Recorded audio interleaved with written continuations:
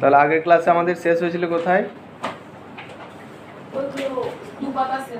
যে ওই জার বা সম্রাট কি করেছিল, সন্ন্যাসীকে বারবার প্রশ্নের উত্তর জিজ্ঞাসা করেছিল, কিন্তু সে কোনো উত্তর পায়নি। তাই বিরক্ত হয়ে বলেছিল, যদি আপনি উত্তর দিতে নাই পারেন তাহলে সেটা আমাকে বলে দিন, আমি এখান থেকে চলে যাব। তো তারপর থেকে শুরু হচ্ছে, দেখো, হেয়ার কামস সামওয়ান রানিং। দেখো কেউ একজন ছুটে আসছে, সেইড দি হারমিট, সন্ন্যাসী বললেন।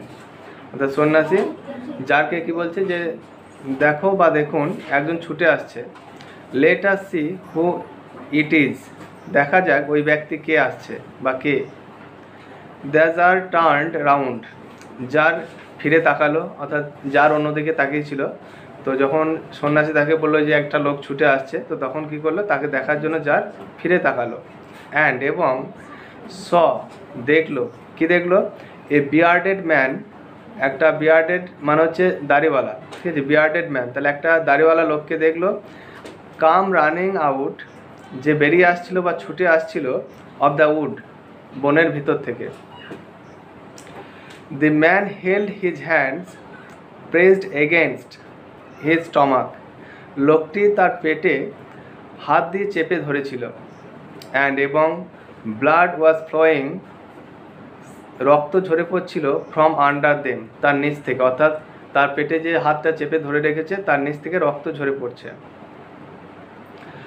When he reached the tsar, যখন সে জারের কাছে পৌঁছালো, অর্থাৎ ওই ব্যক্তি যে ছুটে আসছিল, যখন ওই যেখানে সন্ন্যাসী আর জার দাঁড়িয়ে আছে সেখানে এসে পৌঁছলো, কী হলো, হি ফেল ফেইন্টেনিং অন দ্য গ্রাউন্ড, সে অজ্ঞান হয়ে মাটিতে পড়ে গেল।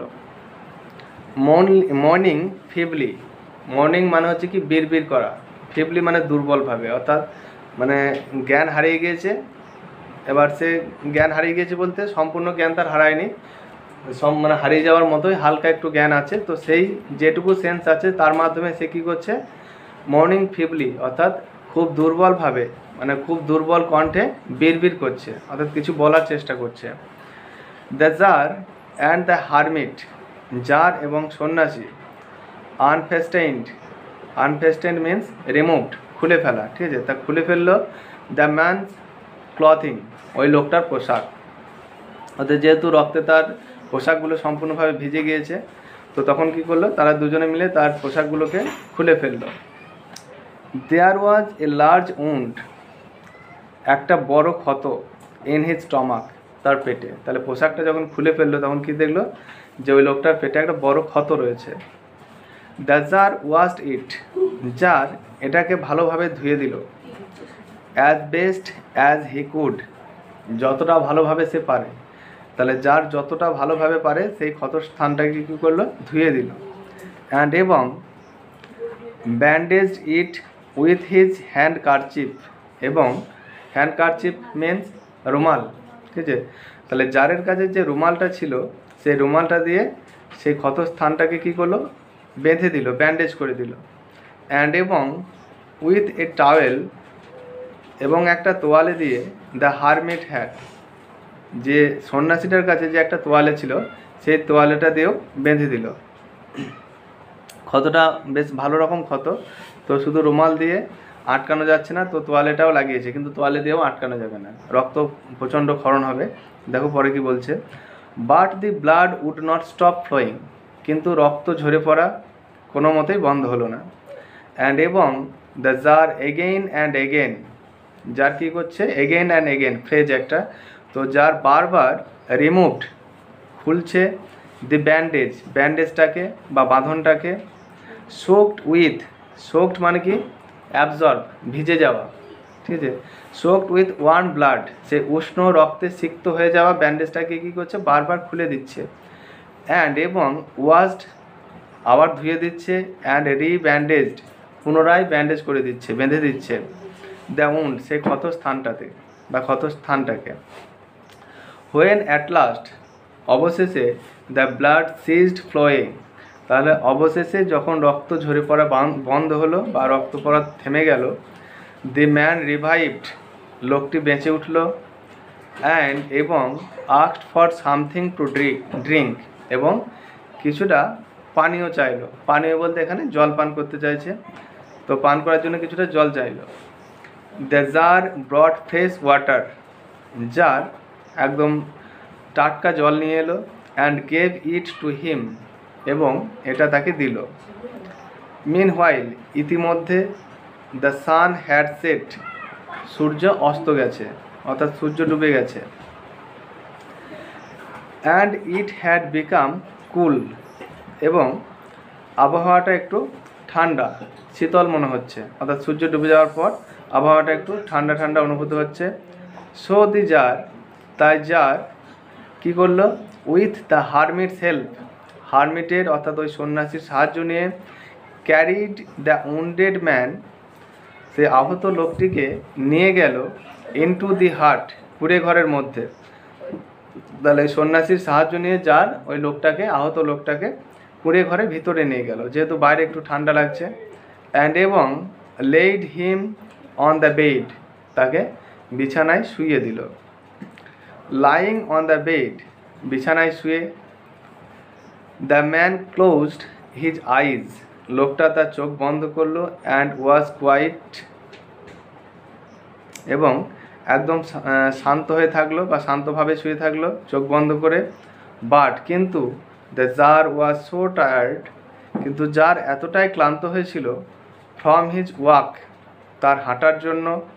And from the work he had done that, এবং যে কাজটা সে করেছে তার জন্য।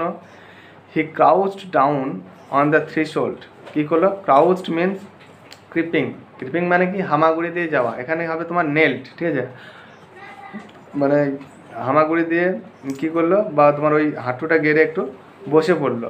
থ্রেশহোল্ড মিনস চৌকাঠ, ঠিক আছে, ঘরের যে চৌকাঠ সেটাকে বলা হচ্ছে থ্রেশহোল্ড।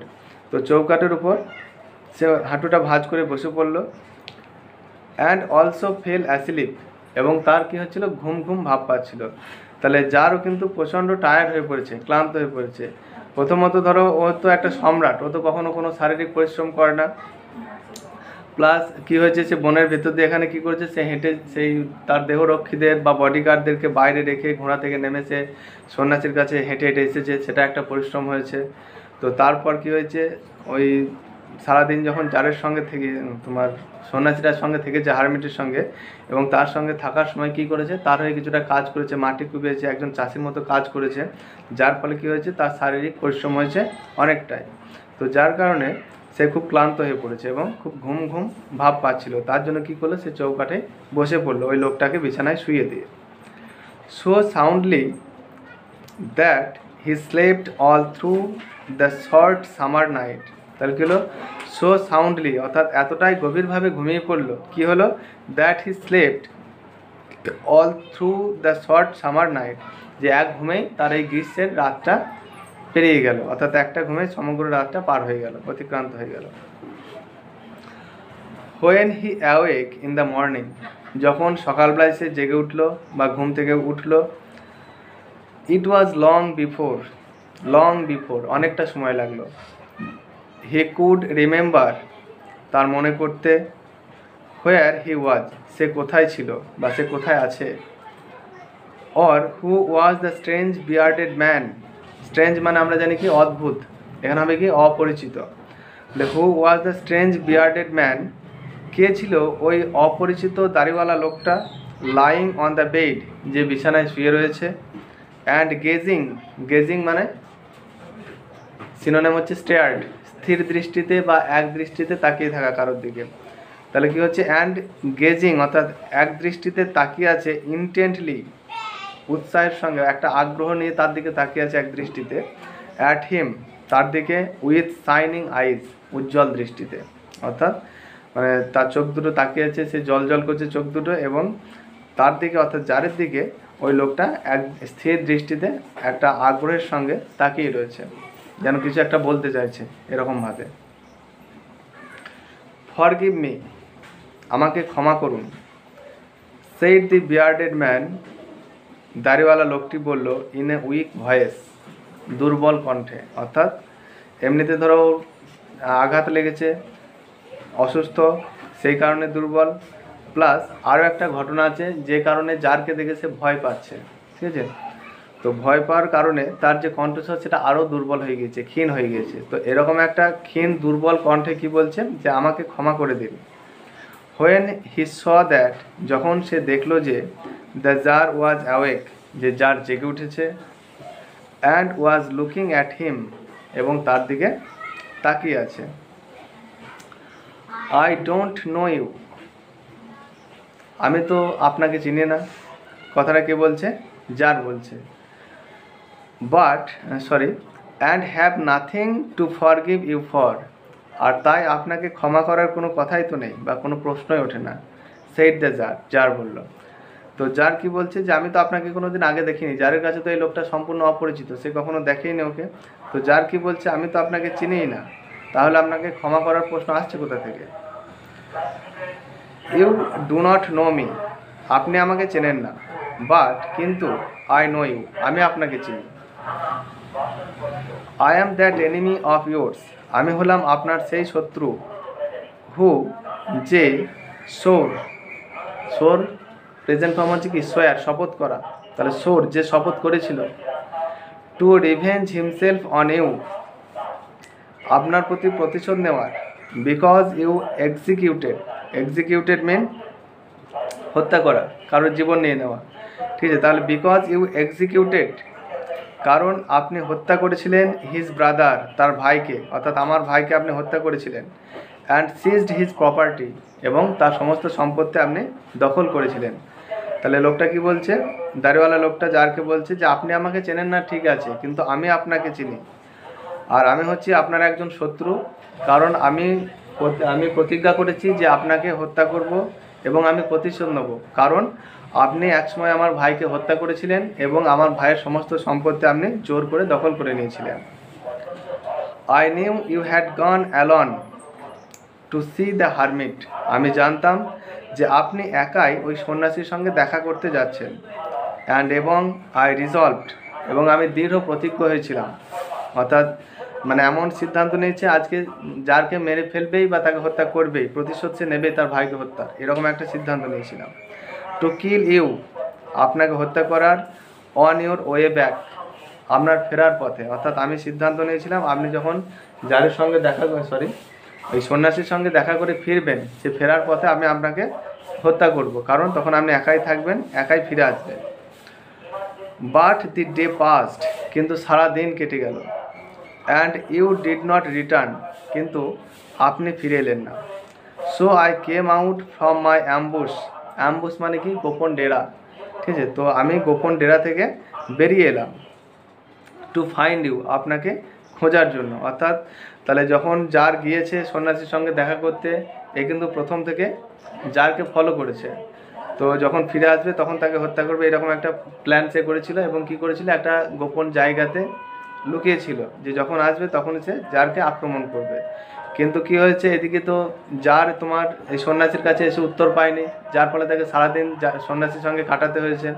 আর ওইদিকে ওই ব্যক্তি অর্থাৎ দাড়িওয়ালা লোকটা অপেক্ষা করেই গিয়েছে সারাদিন ধরে, ওরও বিরক্ত লেগেছে যে এখনও আসছে না। তো তাই দেখছি কী ঘটেছে, এখনও আসছে না, কী ব্যাপার, সেটা দেখার জন্য কি হয়েছে, ও তার যে গোপন জায়গা সেখান থেকে বেরিয়ে এসেছে। তো তারপর কি হচ্ছে দেখো, অ্যান্ড এবং কেম আপন ইয়োর বডিগার্ড, এবং কি হয়, আমি আপনার যে দেহরক্ষী বডিগার্ড যারা ছিল তাদের কাছে এসে পড়ি, অর্থাৎ ওকে খোঁজাখুঁজি করতে গিয়ে দুর্ভাগ্যক্রমে ওই যারে যে বডিগার্ডরা ছিল তাদের কাছে পৌঁছে যায় দাড়িওয়ালা লোকটি। অ্যান্ড দে রিকগনাইজড মি, আর তারা আমাকে চিনে ফেলে। তাহলে কি দেখা যাচ্ছে, জার কিন্তু ওই লোকটাকে চিনতো না, কিন্তু জারের যে দেহরক্ষী বডিগার্ড তারা কিন্তু ওই লোকটাকে চিনতো, যে যার একসময় ওর ভাইকে হত্যা করে, যেটা তারা জানতো। তাহলে জারের বডিগার্ড অর্থাৎ দেহরক্ষীরা লোকটাকে চিনে ফেলে। অ্যান্ড উন্ডেড মি, এবং আমাকে আঘাত করে। তাহলে জারের লোকেরা যখন ওকে চিনতে পেরেছে তখন কি করেছে, তাকে আঘাত করেছে, মেরে ফেলার চেষ্টা করেছে। আই এসকেপড, এসকেপড মানে কি? পালিয়ে যাওয়া। আই এসকেপড ফ্রম দেম, আমি কোনো রকমে তাদের কাছ থেকে পালিয়ে আসি। বাট, কিন্তু should have bled to death, রক্তক্ষরণে আমি মারা যেতাম। Had you not dressed my wound, যদি না আপনি আমার ক্ষতস্থানের পরিচর্যা করতেন। তাহলে কি জানাচ্ছে, যদি আপনি আমার পরিচর্যা না করতেন বা আমার যত্ন না নিতেন তাহলে আমি রক্ত ঝরেই মারা যেতাম, যে আঘাত আমাকে করা হয়েছিল সেই কারণে। I wish to kill you, আমি আপনাকে হত্যা করার চেষ্টা করেছিলাম বা হত্যা করতে চেয়েছিলাম। And you you have saved my life, এবং আপনি আমার জীবন বাঁচিয়েছেন। তাহলে এখানে কি হচ্ছে, ওই দাড়িওয়ালা লোকটি নিজে নিজে কি হচ্ছে, অনুশোচনা বোধ করছে যে আমি আপনাকে মারতে চেয়েছিলাম আর আপনি আমার জীবন বাঁচিয়েছেন। নাও ইফ আই লিভ, আর যদি এখন আমি বেঁচে থাকি, অ্যান্ড ইফ ইউ উইশ ইট, সেটা হবে আপনার ইচ্ছা। অর্থাৎ কি বলতে চাইছে, যে আপনাকে তো আমি সব কথাই বলে ফেললাম, তাহলে এখন যে আমি বাঁচবো না মরবো সেটা আপনার হাতে। তাহলে আপনি যদি ইচ্ছা করেন তবে আমি বাঁচতে পারবো। I will serve you as your most faithful slave, তাহলে আমি আপনার সব থেকে বিশ্বস্ত কৃতদাস বা দাস হয়ে থাকবো। ফেথফুল মিন্স বিশ্বস্ত, আর স্লেভ মানে হচ্ছে দাস। তাহলে আপনার সব থেকে বিশ্বস্ত দাস হয়ে থাকবো। And will bid my sons do the same, আর আমি আমার সন্তানদেরকে সে একই কাজ করতে বলবো। অর্থাৎ আমি তো আপনার দাস হয়ে থাকবোই, প্লাস আমার যে সন্তানেরা আছে তাদেরকেও বলবো আমার পরে তারাও আপনার দাস হয়ে থাকবে। ফরগিভ মি, তাই আমাকে আপনি ক্ষমা করে দিন। The jar was very glad, যার খুব খুশি হলেন, টু হ্যাভ মেড পিস, শান্তি বা এই বন্ধুত্ব স্থাপন করে, with his enemy so easily, তার ও শত্রুর সঙ্গে এত সহজেই বন্ধুত্ব স্থাপন করতে পেরে। তাহলে যার কী হলো, তার শত্রুর সঙ্গে খুব সহজেই বন্ধুত্ব স্থাপন করতে পেরে বা শান্তি স্থাপন করতে পেরে খুশি হলেন। And to have gained him for a friend, তাকে একটা বন্ধু হিসেবে পেয়ে। অ্যান্ড এবং হি নট অনলি ফরগেভ হিম, তিনি তাকে শুধু ক্ষমাই করলেন না, বাট সেড, কিন্তু তিনি বললেন, he would send his servants, তিনি তার চাকরদেরকে পাঠিয়ে দেবেন, অ্যান্ড হিজ ওন ফিজিশিয়ান, এবং তার যে চিকিৎসকের আছে, অর্থাৎ রাজাদের ব্যাপার, ধরো সম্রাটের ব্যাপার, তার বাড়িতে তো কিছু চিকিৎসক থাকেন সবসময়, তো তার যে চিকিৎসকরা আছে তাদেরকেও তিনি পাঠিয়ে দেবেন। কোথায় পাঠিয়ে দেবেন? টু অ্যাটেন্ড হিম, তার পরিচর্যা করার জন্য, তার সেবা করার জন্য। অ্যান্ড এবং প্রমিসড, এবং কথা দিলেন, টু রিস্টোর হিজ প্রপার্টি, তার সম্পত্তি ফিরিয়ে দেওয়ার। তাহলে যার তার সঙ্গে বন্ধুত্ব স্থাপন করে খুব খুশি হলেন, এবং তিনি কি কথা দিলেন, যে তার কিছু চাকর বাকর এবং কয়েকজন ফিজিশিয়ান অর্থাৎ চিকিৎসককে তার কাছে পাঠিয়ে দেবে তার সেবা করার জন্য। এছাড়াও যেটা সব থেকে বড় ব্যাপার, সেটা হচ্ছে কি তার ভাইয়ের যে সম্পত্তিটা সে জোর করে দখল করেছিল, সেই সম্পত্তিটাও ফিরিয়ে দেবে।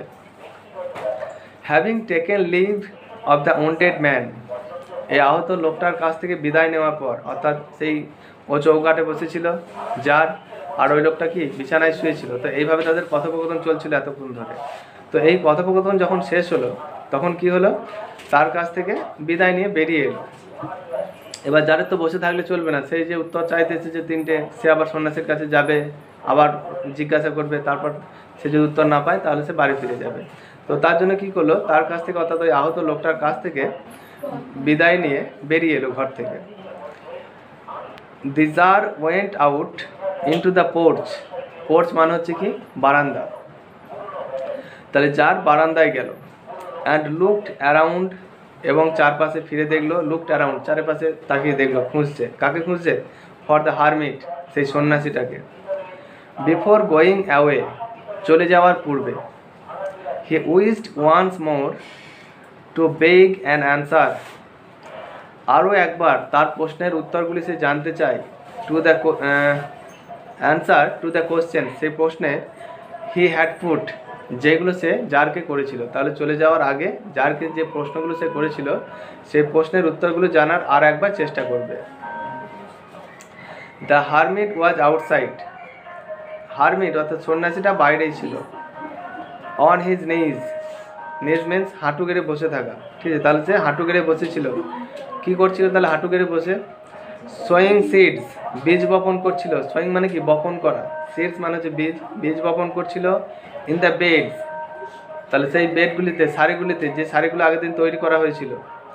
That had been dug the day before, যেগুলো আগের দিনই খনন করা হয়েছিল বা তৈরি করা হয়েছিল। তাহলে সেখানে বসে, হাঁটু গেড়ে বসে তিনি কি করছেন? বীজ বপন করছেন। The tsar approached him, tsar তার কাছে গেলেন। অ্যান্ড সেড, এবং বললেন, ফর দ্য লাস্ট টাইম, শেষবারের মতো, আই প্রে ইউ, আমি আপনাকে অনুরোধ করছি টু অ্যান্সার মাই কোশ্চেন, আমার প্রশ্নের উত্তর দিতে, ওয়াইজ ম্যান, হে জ্ঞানী ব্যক্তি। You have already been answered, আপনি তো ইতিমধ্যে উত্তর পেয়ে গেছেন। তাহলে যখন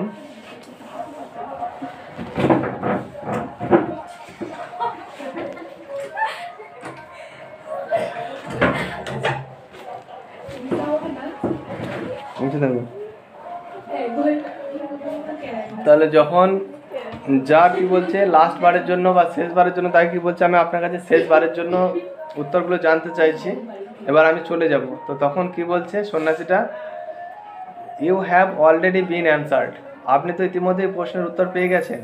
সেড দি হারমিট, হারমিট উত্তর দিল। স্টিল ক্রাউচিং, তখনও সে কী করছে, সেই হাঁটু গেড়ে বসে আছে, ঠিক আছে। অন হিজ থিন লেগস, তার থিন, এখানে থিন মানে কি আমরা জানি পাতলা, এখানে হবে সরু। থিন লেগ অর্থাৎ তার যে সেই সরু সরু পা, ওর বয়স হয়েছে দুর্বল, তো তার পাগুলো কি যেন শুকিয়ে গিয়েছে, বয়স্ক মানুষদের পাগুলো কেমন হয়, তো সেরকমই। তো সেই পাতলা বা সরু পায়ের উপর তিনি সেই হাঁটু গেড়ে বসে আছেন। And looking up at the tsar, জারের দিকে, জারের উপরে, জারের দিকে একবার তাকালেন, অর্থাৎ জার এসে তার সামনে দাঁড়িয়েছে বা হাঁটু গেড়ে বসেছিল, যেহেতু জার দাঁড়িয়ে আছে, তার মুখটা দেখার জন্য কী করলো, এরকম একবার উপর দিকে তাকালো। হু স্টুড বিফোর হিম, যে তার সামনে দাঁড়িয়েছিল।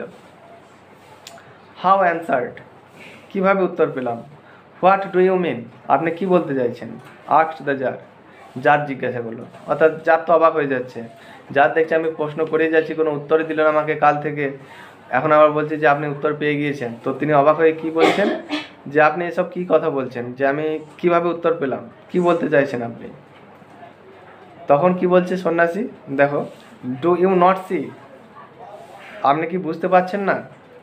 রিপ্লাই দ্য হারমিট, সন্ন্যাসী উত্তর দিল, if you had not pitied my weakness yesterday, তাহলে if you had not pitied, যদি না আপনি মায়া করতেন বা দয়া দেখাতেন, মাই উইকনেস, আমার দুর্বলতার প্রতি, ইয়েস্টারডে, গতকাল, অ্যান্ড এবং had not dug this beds for me, আর আমার হয়ে যদি এই বীজ বপনের যে সারি এইগুলি তৈরি করে না দিতেন, but had gone your way, তাহলে আপনি আপনার নিজের রাস্তায় চলে যেতেন। That man would have attacked you, তাহলে কি হতো, ওই লোকটা আপনাকে আক্রমণ করতো। স্বাভাবিক ব্যাপার, ওই লোকটা তো ফিরে যাওয়ার সময় ওকে আক্রমণ করার জন্যই বসেছিল। তো যদি যার তার সঙ্গে না থাকতো, তার ওই কাজগুলো না করতো, তাহলে কী হতো, যখন সে ফিরে যেত তখনই তাকে ওই লোকটা আক্রমণ করতো। অ্যান্ড ইউ উড হ্যাভ রিপিটেন্ড, এবং আপনি তখন কি করতেন, রিপিটেন্ড অর্থাৎ অনুতাপ করতেন, অনুশোচনা করতেন, of not having stayed with me, আমার সঙ্গে না থাকার জন্য। So the most important time was when you were digging the beds, তাই সব থেকে গুরুত্বপূর্ণ সময় ছিল সেটাই, যখন আপনি ওই সারিগুলি তৈরি করছিলেন, অর্থাৎ কাজ করছিলেন। And I was the most important man, আর আমি ছিলাম সব থেকে গুরুত্বপূর্ণ মানুষ। অ্যান্ড এবং টু ডু মি গুড, আর আমার ভালো করাটাই, was your most important business, আপনার সব থেকে গুরুত্বপূর্ণ কাজ ছিল। তাহলে তিনি কি জানিয়ে দিলেন, যে প্রথমত আপনি যে বীজ বপনের সারিগুলো তৈরি করছিলেন, ওটাই ছিল আপনার গুরুত্বপূর্ণ কি কাজ। আর দ্বিতীয়ত কি, আপনি আমার সঙ্গে ছিলেন, বা আমার যে ভালো করা, সেটাই হচ্ছে আপনার সব থেকে দায়িত্ববান কাজ, ঠিক আছে। আর ওই যে ওই প্রথমটা হবে তোমার বীজ বপনের জন্য যে শাড়িটা তৈরি করছিল, ওটা হচ্ছে সঠিক সময়, ঠিক আছে। আর ওই যার ছিল তার সব থেকে ভালো বা তোমার প্রয়োজনীয় মানুষ, আর তার উপকার করাটা ছিল তার সব থেকে ভালো কাজ বা গুরুত্বপূর্ণ কাজ। আফটারওয়ার্ডস, তাছাড়াও এবার দ্বিতীয় আর একটা উদাহরণ দিচ্ছে। When that man ran to us, যখন ওই লোকটা বলতে কার কথা বলছে, ওই আহত লোকটার কথা বলছে, যখন ওই আহত লোকটা আমাদের দিকে ছুটে আসছিল। The most important time was when you are attending to him, সব থেকে গুরুত্বপূর্ণ সময় ছিল সেটা, যখন আপনি তার পরিচর্যা করছিলেন। For if you had not bound up his wounds, যদি আপনি তার ওই ক্ষতস্থানটা বেঁধে না দিতেন, হি উড হ্যাভ ডাইড, তাহলে ওই ব্যক্তি মারা যেত, without having made peace with you, আপনার সঙ্গে শান্তি স্থাপন না করে। তাহলে আপনি যদি ওই লোকটার পরিচর্যা না করতেন, সেবা না করতেন, তাহলে ওই লোকটা কী হতো, আপনার সঙ্গে শান্তি বা বন্ধুত্ব স্থাপন না করেই মারা যেত। So he was the most important man, তাই ওই লোকটা ছিল সবথেকে গুরুত্বপূর্ণ মানুষ। অ্যান্ড এবং what you did for him, আর আপনি তার জন্য যা করেছিলেন, was your most important business, সেটাই ছিল আপনার সবথেকে গুরুত্বপূর্ণ কাজ। রিমেম্বার দেন, তো এবার কি বলছে, একটা অ্যাডভাইস, উপদেশ দেওয়ার স্বরে সন্ন্যাসী কি বলছে, রিমেম্বার দেন, তাহলে মনে রাখবেন, there is only one time, একটাই সময় আছে, দ্যাট ইজ ইম্পর্ট্যান্ট, সেটা হচ্ছে গুরুত্বপূর্ণ। আর সেই সময়টা কোনটা, নাও, এখন, অর্থাৎ বর্তমান। তাহলে সময় একটাই, যেটা সবথেকে গুরুত্বপূর্ণ, সেটা কোন সময়, বর্তমান। অর্থাৎ আমরা যে সময় আছি, যেখানে আছি, যে পরিস্থিতিতে আছি, সেই সময়টাই হচ্ছে আমাদের কাছে সবথেকে কি গুরুত্বপূর্ণ সময়। It is the most important time, এটাই হচ্ছে সবথেকে গুরুত্বপূর্ণ সময়, বিকজ, কারণ, it is the only time, এটাই একমাত্র সময়, হোয়েন উই হ্যাভ এনি পাওয়ার, যখন আমাদের কাছে কোনো কিছু করার ক্ষমতা থাকে। তাহলে যার সন্ন্যাসী কি বলছেন, হারমিট, যে এটাই হচ্ছে একমাত্র সময়, সেটা হচ্ছে বর্তমান। তাহলে এটা আমাদের কাছে একমাত্র ভালো সময় বা গুরুত্বপূর্ণ সময়, কারণ কি, এই সময়টাতে আমরা কিছু করতে পারি।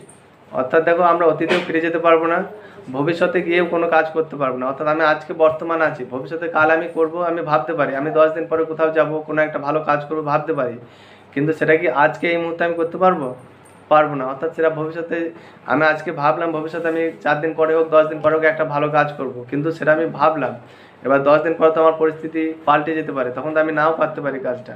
তো তাহলে বর্তমানে কিন্তু ইচ্ছা করলে আমরা করতে পারি। তো তার জন্য এই সময়টাকে সবথেকে গুরুত্বপূর্ণ বলা হচ্ছে। The most necessary person is the one with whom you are, আর আপনি যার সঙ্গে আছেন সেই ব্যক্তি হচ্ছে সবথেকে গুরুত্বপূর্ণ মানুষ বা দরকারি মানুষ। ফর নো ম্যান নোজ, কারণ কোনো ব্যক্তি জানে না বা কোনো মানুষ জানে না, whether he will ever have dealings with any one else, কারণ সে অন্য কোনো মানুষের সঙ্গে বা অন্য কোনো ব্যক্তির সঙ্গে কোনো ব্যবহার বা কোনো কাজ করার সুযোগ পাবে কি না। তাহলে যে ব্যক্তির সঙ্গে আমরা আছি বর্তমানে, সেই ব্যক্তিরাই হচ্ছে কি আমাদের কাছে সবথেকে গুরুত্বপূর্ণ মানুষ, কারণ পরবর্তীতে বা পরবর্তী অন্য কোনো সময়ে অন্য কোনো ব্যক্তির সঙ্গে আমরা কোনো কাজ করার সুযোগ বা সেই ব্যক্তির কোনো ভালো কাজ করার সুযোগ আমরা পাবো কি না, সেটা কেউ কিন্তু জানি না। And the most important affair is, আর সবথেকে গুরুত্বপূর্ণ কাজ হলো টু ডু হিম গুড, তার ভালো করা। অর্থাৎ তুমি যার সঙ্গে আছো তার ভালো করাটাই হচ্ছে তোমার সবথেকে গুরুত্বপূর্ণ কাজ। বিকজ, কারণ, ফর দ্যাট পারপজ, এই উদ্দেশ্য নিয়েই, alone was man sent into this life, মানুষকে একসময় এই পৃথিবীতে জীবন দিয়ে পাঠানো হয়েছিল।